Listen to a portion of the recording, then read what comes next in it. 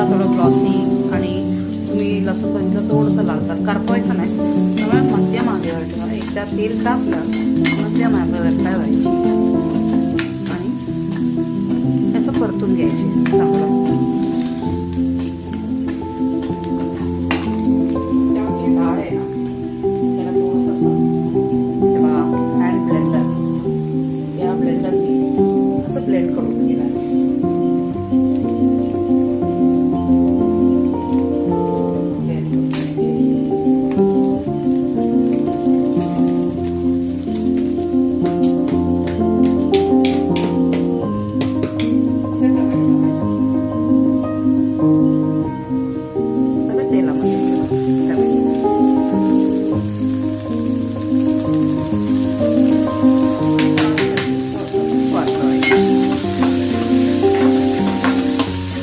Tomato काय लोक डाळीमध्ये शिजवतात, ते पण करू शकतो. मला असं थोडंसं टोमॅटो तेलामध्ये हे करून टाकलं ना टेक्स्चर चांगलं येतं. तर थोडंसं कटिंग करणं कठीण नाही आहे, 4-5 मिनटं जाते ते चांगलं शिजवायचं. ऑलरेडी डाळीमध्ये हळदी टाकलं, थोडंसं हळद, ते घरी बनवलेले कलर मिरची पावडर, म्हणजे कलरच्या मिरची येतात त्याला धुवून चुकून त्याचं पावडर बनवून टाकतात, ते थोडंसं ॲड करते.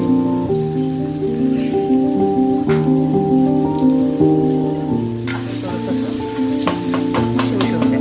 समजा आता तुम्हाला असं वाटतं नाही ते एकदम कच्च कडक टोमॅटो दिसतात, काय करायची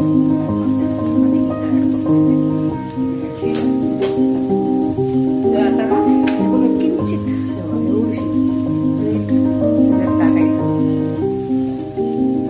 पटकन ते टोमॅटो शिजून जातात तेलामध्ये. दाखवते बघा 5 मिनिटात बघा काय होतं ते टोमॅटो.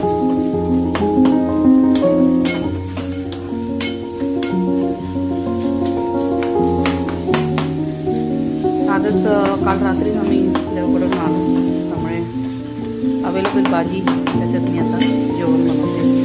आज जायचं बाजारात, सगळं भाजी जेवण जायचं, त्यापासून कामाला पण जायचं. साफ केलं, जेवणाचं काम उरकून घ्यायचं. दिवाळीची फराळ होतं म्हणजे सकाळी एवढा काही नाश्त्याचं गरज नाही पडलं. लाडू चिवडा सगळे मुलगीने मॅगी बनवून टाकलं. आता बघा मशी मशी झाली बस. आता मग डाळ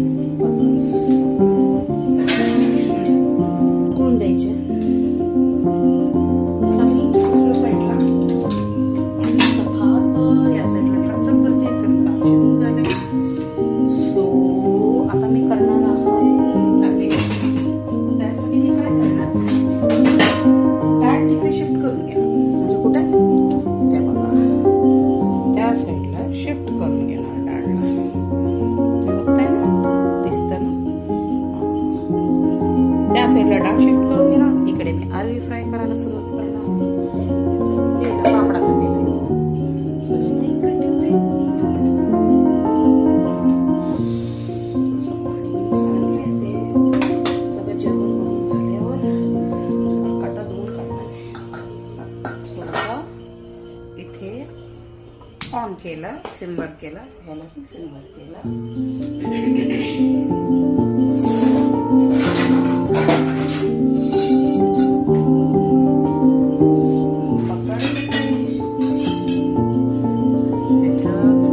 इकडून तिकडे ट्रान्सफर झाला आहे आणि मग त्याच्यात फ्राईंग पॅन दिसलं ना, थोडंसं हाईट वाढलं तर सगळं दिसते. कशी रोस्ट होऊन येतात हे अरवी. आणि इथे मी कसुरी मेथी क्रश करून ठेवले, ते याच्यात टाकायचे. आणि मग एक 5 मिनिटं गॅस बंद करायचा, ब्राऊन होऊन द्यायचा.